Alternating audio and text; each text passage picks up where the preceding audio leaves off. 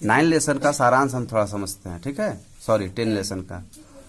एक वृत्त किसी तल के उन सभी बिंदुओं का समूह होता है जो उस तल के एक स्थिर बिंदु से समान दूरी पर हो। देखिए ये क्या है, आपका वृत्त है, तो ये एक स्थिर बिंदु से समान दूरी पर है। ये देखिए ये वृत्त जो है स्थिर बिंदु से समान दूरी पर है, ठीक है, तो ये पहला का हुआ, ठीक है। अच्छा अगला देखिए क्या कह रहा है। एक वृत्त की या सर्वांगसम वृत्त की, है ना, कोई भी वृत्त हो, सर्वांगसम भी हो सकता है, बराबर जीवाएं केंद्र या संगत केंद्र पर बराबर कोण अंतरित करती है। तो देखिए ये आपका वृत्त हो गया। जीवा किसको कहते हैं, जीवा किसको कहते हैं, तो जीवा जो है आपका ये है, जीवा कौन है, ये है, इसको जीवा आप कहेंगे, ठीक है। तो जो जीवा बराबर होगी, जो जीवा बराबर होगी, बराबर का मतलब क्या हुआ कि इसकी लंबाई और इसकी लंबाई सेम हो, ठीक है, तो ये केंद्र हो गया आपका। अब ये जीवा से देखिए कौन बन रहा है, ये देखिए कौन बन गया ना कौन, ये आपका कोण बन गया, इधर से इससे एक कोण बन गया, ठीक है। तो ये जो कोण बन रहा है जीवा से ये कोण बना ना, दोनों जीवा से ये कोण बना, तो ये कोण क्या होगा, बराबर होगा। तो इसी को कह रहा है कि एक वृत्त की बराबर जीवाएं केंद्र पर बराबर कोण अंतरित करती है। समझ गए बात को। अच्छा अगला क्या है, 3 नंबर देखिए। 3 नंबर में लिखा है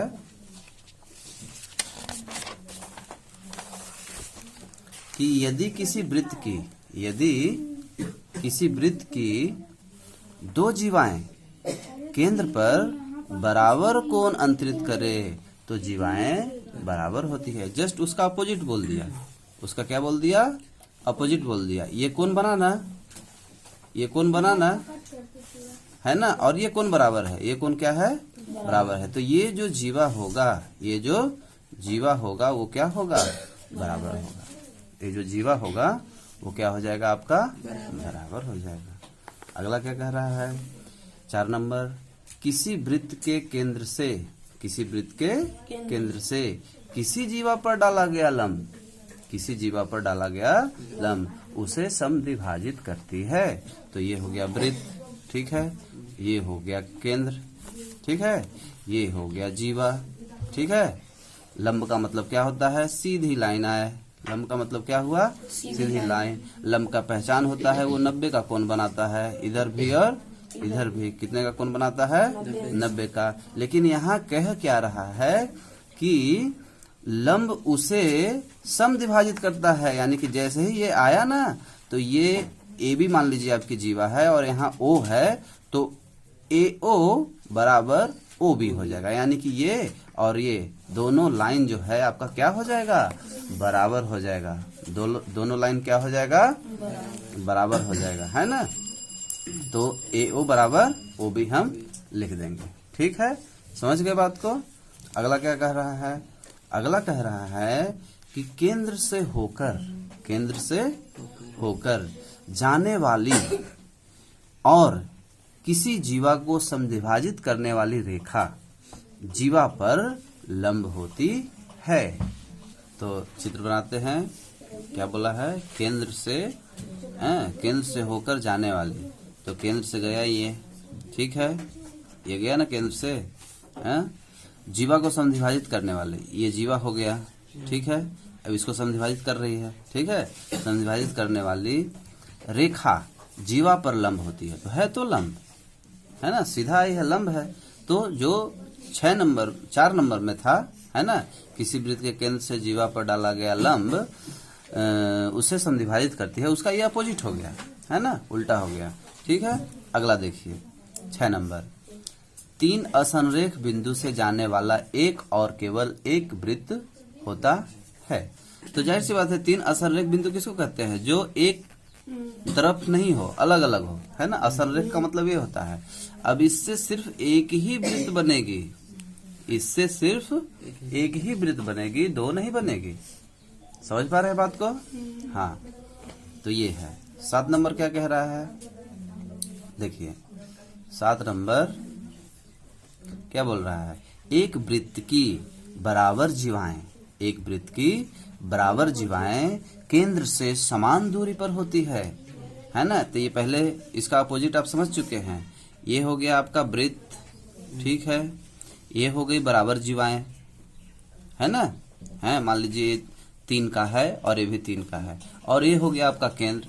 तो ये समान दूरी पर ही होगी, ये समान दूरी पर ही होगी, यानी कि ये लाइन दोनों क्या हो जाएगा, बराबर। यदि ये O है और इसको हम A बताते हैं और इसको B बताते हैं तो क्या हो जाएगा, OA बराबर OB, OA बराबर क्या हो जाएगा, OB हो जाएगा, ठीक है।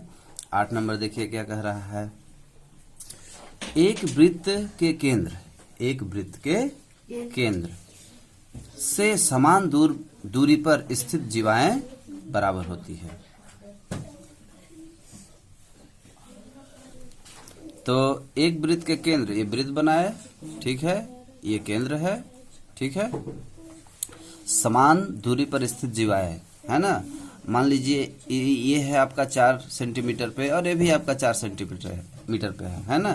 तो समान दूरी पर यदि जीवाएं स्थित हो तो ये जीवाएं क्या होंगी, ये AB है और ये EF है मान लो, तो AB बराबर क्या हो जाएगा, EF हो जाएगा, है ना। यही है समान दूरी पे स्थित जीवाएं जो है ना, समान दूरी पे, यहाँ से समान दूरी पे जो जीवा है तो जीवा भी क्या होगा, समान होगा। तो मान लो ये 6 है तो ये भी 6 हो जाएगा, इसलिए हम यहाँ क्या समझाए हैं आपको, बराबर समझाए हैं, ठीक है। उसके बाद 9 नंबर क्या है, यदि किसी वृत्त के 2 चाप, यदि किसी वृत्त के 2 चाप सर्वांगसम हो तो उनकी संगत जीवाएं बराबर होती है, और विलोमतः यदि किसी वृत्त की 2 जीवाएं बराबर हो, यदि किसी वृत्त की 2 जीवाएं बराबर हो तो उसके चाप, उसके संगत चाप सर्वांगसम होते हैं। तो देखिए ये आपका वृत्त हो गया, ठीक है, इसमें 2 बराबर चाप है, जो क्वेश्चन कह रहा है आपका, ये 2 बराबर चाप हो गया मान लीजिए, है ना। तो यदि किसी वृत्त की 2 चाप सर्वांगसम हो, सर्वांगसम मतलब बराबर, सर्वांगसम का मतलब आप बराबर समझ सकते हैं। सर्वांगसम पहले भी आपको समझाया है, सभी अंग समान, ठीक है, तो समान यानी बराबर, तो ये बराबर है ना। तो उसकी संगत जीवा है, संगत मतलब उससे लगा हुआ जीवा, उससे लगा हुआ जीवा, ये जीवा हुआ ना, संगत जीवाएं क्या होंगी, बराबर होती हैं। और फिर इसका उल्टा बोल रहा है, विलोमतः, विलोमतः का मतलब उल्टा, यदि किसी वृत्त की 2 जीवाएं बराबर हो, मान लीजिए ये बराबर है ना, तो उसके संगत चाप सर्वांगसम होंगे, यानी कि ये जो चाप है ये सर्वांगसम होगा, तो जाहिर सी बात है उल्टा भी सही होता है, ठीक है। 10 नंबर पढ़िए, किसी वृत्त की सर्वांगसम चाप केंद्र पर बराबर कोण अंतरित करती है। ये देखिए आपका वृत्त हो गया, है ना, ये सर्वांगसम चाप हुआ, ये बराबर, और इधर से ये बराबर, है ना। सर्वांगसम का मतलब बराबर आप समझ सकते हैं।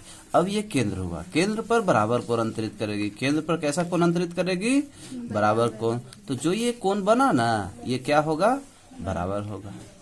तो ये सारा चीज आपको क्या कर लेना है, सारांश को याद कर लेना है समझ समझ के, ठीक है। अगला क्या कह रहा है 11 नंबर, कि किसी चाप द्वारा केंद्र पर अंतरित कोण, किसी चाप द्वारा, ये देखिए ये हो गया, ये चाप हो गया, है ना, ये आपका क्या हुआ, चाप हुआ। तो किसी चाप द्वारा केंद्र पर अंतरित कोण उसके द्वारा वृत्त के शेष भाग के किसी बिंदु पर अंतरित कोण का 2 गुना होता है। किसी चाप द्वारा केंद्र पर अंतरित कोण, किसी चाप द्वारा केंद्र पर अंतरित कोण, वृत्त के शेष भाग ये हुआ ना, वृत्त के शेष भाग के किसी बिंदु पर अंतरित कोण का 2 गुना होता है। तो शेष भाग देखिए, वृत्त का शेष भाग ये हो गया ना, है ना, तो इसके किसी भी बिंदु पर, इसके किसी भी बिंदु पर यहाँ से जब हम कोण अंतरित करेंगे, ठीक है, थोड़ा अच्छा से नहीं बना है, ये कोण अंतरित करेंगे आप, तो ये जो कोण है और ये जो कोण है, तो ये इसका ये 2 गुना हो जाएगा। यानी मान लीजिए ये 40 है तो ये क्या हो जाएगा, 80 हो जाएगा। ठीक है, 40 है तो क्या हो जाएगा, 80 हो जाएगा। अगला क्या कह रहा है कि एक वृत्तखंड में बने कोण बराबर होते हैं। अब समझिए इसको, ये एक वृत्त हो गया, ठीक है। अब वृत्तखंड बोल रहा है, खंड का मतलब वृत्त का एक टुकड़ा। तो मान लीजिए ये वृत्त का टुकड़ा हुआ, ये एक टुकड़ा हुआ और ये दूसरा टुकड़ा हुआ, तो ये टुकड़ा हुआ ना। तो इस टुकड़ा में जो भी आप कोण बनाएंगे, यहाँ से इधर बना लीजिए, देख पा रहे हैं, यहाँ से ऐसे इधर बना दीजिए, देख पा रहे हैं। 3 ठो कोण हम बनाए एक टुकड़े में, तो ये जो कोण है ये सब क्या होंगे, बराबर होंगे।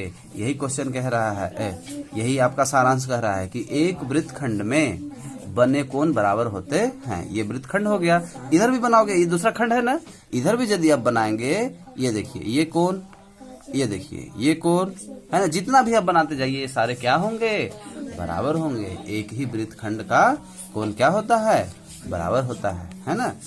अब आगे समझना है आपको, आगे क्या है देखिए, यहाँ लिखा है कि अर्धवृत्त का कोण समकोण होता है। अर्धवृत्त तो जानते ही हैं आप लोग, है ना।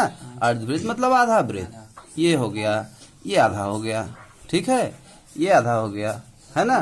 तो अर्धवृत्त का कोण यानी कि यहाँ से कोण जब आप बनाएंगे ना, तो ये क्या हो जाएगा, समकोण हो जाएगा, 90 अंश का।